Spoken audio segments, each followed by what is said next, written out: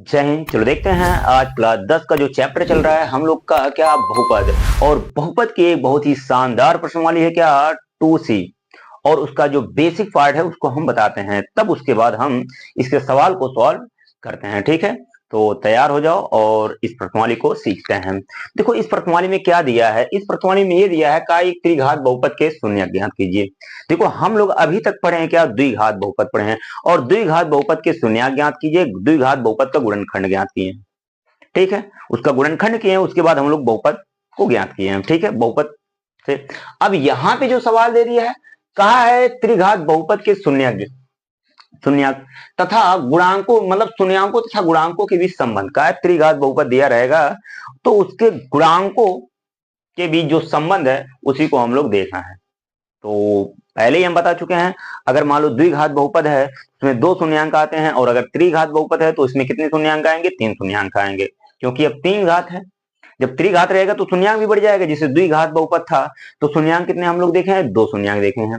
अब जब त्रिघात बहुपद है तो उसमें कितने शून्यांक देखेंगे, तो इसमें हम लोग 3 शून्यांक को देखेंगे। कितने शून्यांक देखेंगे, 3। और वो तीनों शून्यांक यहाँ पे रहेगा। एक शून्यांक को हम लोग अल्फा कहेंगे, दूसरे को बीटा कहेंगे, और तीसरे को हम लोग क्या कहेंगे, गामा। ये है क्या, गामा। मतलब ये दोनों तो हम लोग पढ़ चुके हैं, बस यही तीसरा एक और आ गया है। अब तो इसके बेसिक में हम लोग पहले ये शुरू करते हैं क्या, त्रिघात बहुपद क्या होता है, त्रिघात बहुपद क्या होता है, और त्रिघात बहुपद का व्यापक रूप क्या होता है। तो हम यहाँ पे लिखते हैं त्रिघात बहुपद क्या, त्रिघात बहुपद का व्यापक रूप। तो त्रिघात बहुपद के व्यापक रूप से ही हम लोग त्रिघात बहुपद के बारे में सीखेंगे। ठीक है, त्रिघात बहुपद का मतलब ऐसा बहुपद जिसमें क्या हो, 3 की घात हो। डिफिनेशन पहले बताया गया। त्रिघात बहुपद का मतलब क्या होता है, ऐसा बहुपद जिसमें 3 की घात हो। मतलब सबसे बड़ी घात में हम लोगों को दिख जाएगा क्या, सबसे बड़ी घात हम लोग को क्या दिखेगा, 3 की घात दिखेगा। ठीक, जैसे द्विघात बहुपद में 2 की घात दिखी है, अब त्रिघात बहुपद में क्या दिखेगा, 3 की घात दिखेगा। तो हम लोग डिफिनेशन तो पढ़ चुके हैं। अब यहाँ पे हम लोग देखेंगे त्रिघात बहुपद का व्यापक रूप। और बहुपद को लिखने का तरीका हम बताए हैं। बहुपद को जो लिखा जाता है जब, तो ये px के फॉर्म में लिखा जाता है। तो px बराबर हो जाएगा, यहाँ पे वही वाली स्टेप है, ये हो जाएगा ax क्यूब हो जाएगा। फिर उसके बाद दूसरा हो जाएगा bx स्क्वायर, फिर तीसरा हो जाएगा हाँ cx, और चौथा हो जाएगा d। अब इसमें देखो ये अलग बन गया, क्योंकि इसके पहले एक बार हम फिर से द्विघात बहुपद को लिख देते हैं। देखो द्विघात बहुपद में लिखे थे px बराबर लिखे थे ax square plus bx plus c, ये इतना लिखे थे। त्रिघात बहुपद में यहाँ पे जो आ जाएगी ये है ax cube plus bx square plus cx plus d। ठीक, ये है त्रिघात बहुपद और ये है द्विघात बहुपद। देखो ये उसी प्रकार है थोड़ा सा। अब इसमें कौन क्या है उसको हम लोग समझते हैं। यहाँ पे अगर बात करते हैं a b c d, a b c d यहाँ की अगर बात करते हैं, जो ए बी सी डी दिया है, तो यहाँ पे ए कामा बी कामा सी कामा डी, ये जो दिया है, ये सब जो दिया है ये क्या है, अचर पद है। क्या है, अचर पद है। और चर के बारे में जान रहे हो, चर क्या है, यहाँ पे जो चर है यहाँ पे x जो है वो चर है। ठीक है, इतना तो समझ में आ रहा होगा। त्रिघात बहुपद ये क्लियर हुआ होगा, क्या है त्रिघात बहुपद, इतना समझ में आ रहा है। त्रिघात बहुपद क्या होता है, उसका व्यापक रूप ax cube plus bx square plus cx plus d। ठीक, ये है द्विघात बहुपद, मतलब त्रिघात बहुपद का व्यापक रूप। अब इसमें गुणांक, अब देखो इसमें 3 घात आया है, तो इसके जो भी शून्यंक होंगे तो इसके शून्यंक कितने हो जाएंगे, 3 शून्यंक हो जाएगा। त्रिघात बहुपद में कितने शून्यंक होते हैं, एक लाइन यहाँ पे हम लिख देते हैं, त्रिघात त्रिघात बहुपद में 3 शून्यंक होते हैं। कितने, 3 शून्यंक होते हैं। त्रिघात बहुपद में कितने शून्यंक होते हैं, त्रिघात बहुपद में 3 शून्यंक होते हैं। देखो ये बेसिक बता रहा है, अगर ये सीख गए तो प्रश्नावली अभी सॉल्व हो जाएगा। तो हमें पहले बेसिक ही सीखना है, उसके बाद प्रश्नावली। ठीक है, मैथ का रूल होता है पहले हम लोग बेसिक सीखे, उसके बाद जो भी क्वेश्चन है उसको सॉल्व हो जाएगा आसानी। बेसिक अगर आ जाएगा तो क्वेश्चन हो जाएगा। तो त्रिघात बहुपद की अगर बात करेंगे तो त्रिघात बहुपद में पहला हो जाएगा अल्फा, दूसरा हो जाएगा बीटा, और तीसरा हो जाएगा क्या, तीसरा हो जाएगा गामा। देखो गामा सही से बनाना, सबसे बनता नहीं है, ठीक है, तो इसको सही से बनाना। ठीक, अब आगे देखते हैं, त्रिघात बहुपद हो गया। अब इसके गुणांकों कहा है, त्रिघात बहुपद के शून्यांकों तथा गुणांकों के बीच संबंध क्या है, relation between zero and confidence, हाँ, कोफिशिएंट ऑफ क्यूब पॉलिनोमियल। क्या कहा है, relation between zero, relation between zero मतलब कहा है त्रिघात बहुपद, मतलब रिलेशन बिटवीन जीरो कहा है, मतलब हमें संबंध ज्ञात करना है, शून्यांकों के बीच संबंध ज्ञात करना है, coefficient of cube polynomial, coefficient of cube polynomial, हमें त्रिघात बहुपद का जो, हाँ क्या, त्रिघात बहुपद के शून्यांकों तथा गुणांकों के बीच संबंध ज्ञात करना है। अब देखो इसमें कैसा कैसा संबंध होता है, तो वही देखना है। जैसे हम लोग द्विघात बहुपद में देखे हैं गुणांकों के बीच संबंध, पहला अल्फा प्लस बीटा और दूसरा देखे हैं अल्फा इंटू बीटा, ये देखे हैं, यानी कि शून्यांकों का योग और शून्यांकों का गुणनफल, दो फार्मूले पड़े हैं। अब यहाँ पे उसी प्रकार आ जाएंगे, तीन तीन फार्मूले आ जाएंगे। कितने फार्मूले आ जाएंगे, तीन फार्मूले आ जाएंगे, वही सब इसमें यूज करते जाना है। अब देखो कैसे यूज करना है, वही हम लोग यहाँ पे देखते हैं। तो यहाँ पे आ जाएगा, पहला हो जाएगा, पहला यहाँ पे ए बी सी करके लिख देते हैं, क्योंकि ए यहाँ पे लिखे हैं। तो यहाँ पे पहला जो हो जाएगा, पहला फार्मूला हम लोग को लिखना है क्या, हाँ, तीनों मतलब तीनों शून्यांकों का योग, यानी कि शून्यांकों का योग क्या हो जाएगा, तीनों शून्यांकों का योग क्या हो जाएगा, तीनों शून्यांकों का योग। पहला संबंध यही हो जाएगा, तीनों शून्यांकों का योग, और तीनों शून्यांकों का योग जो होगा यही से उठाना है, क्या हो जाएगा, माइनस हो जाएगा एक्स स्क्वायर का गुणांक, जो फार्मूला है माइनस एक्स स्क्वायर का, हाँ, गुणांक हो जाएगा, माइनस एक्स स्क्वायर का गुणांक, और डिवाइडेड बाई यहाँ पे क्या हो जाएगा, डिवाइडेड बाई हो जाएगा एक्स, क्या हो जाएगा, एक्स क्यूब, क्या हो जाएगा, एक्स क्यूब का गुणांक। ठीक, पहला फार्मूला हो जाएगा। और इसका शॉर्ट फॉर्म जो हो जाएगा, शॉर्ट फॉर्म यहाँ पे लिख देते हैं, शॉर्ट फॉर्म इसका जो रहेगा, इसका शॉर्ट फॉर्म जो होता है अगर बात करते हैं तो ये alpha plus beta plus gamma बराबर होता है, alpha plus beta plus gamma बराबर होता है minus x square divided by x cube. ठीक है, यानी कि एक्स स्क्वायर का गुणांक, यानी कि इसको हम लिख देंगे क्या, अगर बात करते हैं माइनस बी और बाई ए, वही फार्मूला आया कि नहीं।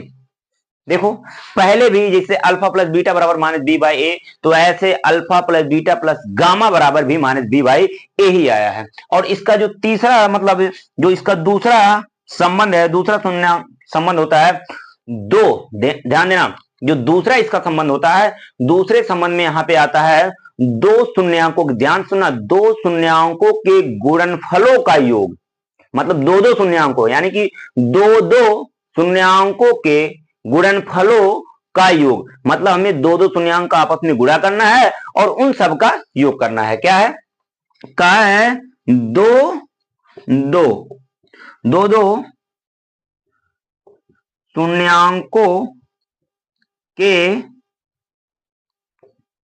गुणनफल का योग, दो दो शून्यांकों के गुणनफल का क्या है, योग। दो दो शून्यांकों के गुणनफल का योग की अगर बात करेंगे तो ये होता है यहाँ पे c बाई ए, मतलब यहाँ पे अगर बात करते हैं x का गुणांक बटे, क्या हो जाएगा, यहाँ पे हिंदी में लिख देंगे क्या, क्या हो जाएगा, यहाँ पे अगर बात करते हैं तो ये हो जाएगा क्या, ये हो जाएगा क्या, x का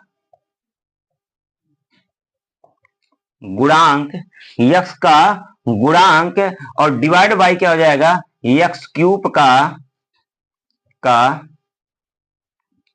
गुणांक, एक्स क्यूब का गुणांक। और यहाँ पे शॉर्ट फॉर्म में यहाँ पे ही आ जाएगा, यहाँ पे अगर शॉर्ट फॉर्म की बात करेंगे तो यहाँ पे शॉर्ट फॉर्म में आ जाएगा क्या, ठीक है, तो यहाँ पे शॉर्ट फॉर्म में आ जाएगा, यानी कि अगर बात करते हैं शॉर्ट फॉर्म में तो हो जाएगा alpha into beta, alpha beta, हाँ, alpha beta plus beta gamma और प्लस क्या हो जाएगा, अल्फा गामा।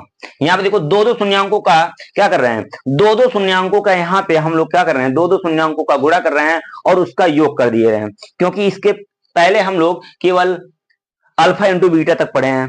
ठीक, यहाँ पे दो दो शून्यांकों का योग और उसका गुणनफल कर दिए थे, तो ये होता है c बाई ए होता है। और यहाँ भी वही यक्स का गुणांक मतलब हो जो है सी है, और यक्स क्यूब का गुणांक का मतलब यहाँ पे क्या है, ए है। यहाँ पे अगर बात की यक्स स्क्वायर का गुणांक क्या है, बी है, तो यहाँ पे बी हो गया, माइनस बी हो गया। ठीक है, यक्स क्यूब का गुणांक यहाँ पे कितना है, यक्स क्यूब का गुणांक 1 है, तो इतना हो गया है। ठीक, ये क्या है, ये यहाँ पे जो बता रहे हैं मतलब प्रश्नावली सी का क्या, प्रश्नावली सी का व्यापक है क्या, मतलब प्रश्नावली सी, जो प्रश्नावली सी है उसका बेसिक पार्ट यहाँ पे है। क्या है, प्रश्नावली सी का बेसिक पार्ट बताया, जब बेसिक है सीख गए तो प्रश्नावली आसान हो जाएगा। ठीक है, प्रश्नावली क्या हो जाएगी, आसान हो जाएगी, बहुत ही रिलैक्स महसूस होगा। ठीक है, जब लगाओगे एकदम रिलैक्स हो जाओगे, क्या ये तो आ रहा है, धज्जियां उड़ाना शुरू। ठीक, तो ध्यान देते जाना। ठीक है, अब इसके बाद तीसरा जो आ जाएगा, तीसरा रिलेशन जो आ जाएगा, तीसरा बहुत ही शानदार है। तीसरा आ जाएगा क्या, तीनों शून्यंक, जिसे यहाँ पे तीनों शून्यंकों का योग, और यहाँ पे आ जाएगा तीनों शून्यंकों का गुणनफल। क्या आ जाएगा, तीनों शून्यंकों का गुणनफल आ जाएगा। समझ में आ रहा ना, क्या आ जाएगा, तीनों शून्यंकों का गुणनफल। यानी कि देखो यहाँ पे लिख देंगे तीनों शून्यंकों का गुणनफल। अगर बात करते हैं तीनों शून्यंकों की गुणनफल की बात करते हैं, तो तीनों शून्यंकों का गुणनफल हो जाएगा माइनस हो जाएगा क्या, अचर पद। क्या हो जाएगा, माइनस अचर पद।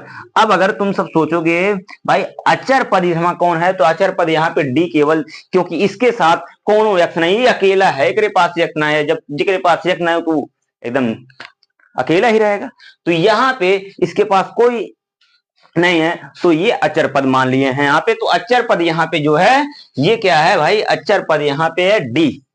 तो यानी कि अचर पद माइनस अचर पद और डिवाइड बाई यक्स क्यूब का गुणांक, डिवाइड बाई क्या हो जाएगा, एक्स क्यूब का गुणांक। और शॉर्ट फॉर्म अगर देखते हैं तो ये शॉर्ट फॉर्म इसका हो जाएगा alpha into beta into gamma. Short form क्या हो जाएगा, alpha into beta into gamma, ये हो जाएगा माइनस डी और बाई ए, क्योंकि अचर पद क्या है, डी है, तो क्या हो जाएगा माइनस डी, और ये एक्स क्यूब हो गया ए, तो हो गया। तुम सबको याद जो करना है यही वाला दिमाग में बैठा लेना, शॉर्ट फॉर्म दिमाग में बैठा लेना। ठीक है भाई, लग जाएगा। ये जो इस चैप्टर के लिए बड़ी बहुत ही ज्यादा इंपॉर्टेंट है। इस चैप्टर का समझ लो ये आत्मा है। अगर ये फार्मूले नहीं याद रहेंगे, ये फार्मूला अगर नहीं याद रहेगा तो सवाल टच भी नहीं कर पाओगे। समझ रहे हो ना, अगर ये फार्मूला नहीं याद रहेगा तो सवाल टच नहीं कर पाओगे, क्योंकि सवाल में कुछ रहेगा नहीं। ठीक है, सॉल्व करना आसान है, सवाल सॉल्व करना बहुत आसान है। ठीक है, सॉल्व करना आसान है, बट फॉर्मूला नहीं याद रहेगा तो नहीं सॉल्व कर पाओगे। ठीक है, तो एक बार इसको नोट कर लो, और फिर उसके बाद हम जो इसकी प्रश्नावली है, इस प्रश्नावली को हम बताते चलते हैं। और अगर कोई भी बच्चा अगर नया जुड़ा हो चैनल के साथ, तो पहले चैनल को सब्सक्राइब और अपने दोस्तों में शेयर कर दो। ठीक है, क्योंकि क्लास चलाने में बहुत ही मेहनत लगता है। ठीक है, यहाँ पे कोई फीस लगने वाला नहीं है, और हम बारी बारी से बार बार बताते, चाहे जिस बुक से पढ़ोगे हर एक बुक का सवाल मिलेगा, यहाँ पे वही सवाल सॉल्व कराते हैं। ठीक है, तो सब लोग इतना अगर मेहनत करने के बाद अगर सपोर्ट नहीं करोगे तो कोई फायदा मिलेगा नहीं। ठीक है, तो ज्यादा से ज्यादा सपोर्ट करने की कोशिश करो। ठीक है, चलो इसको नोट करो, फिर नेक्स्ट सवाल हम बताते हैं। ठीक है।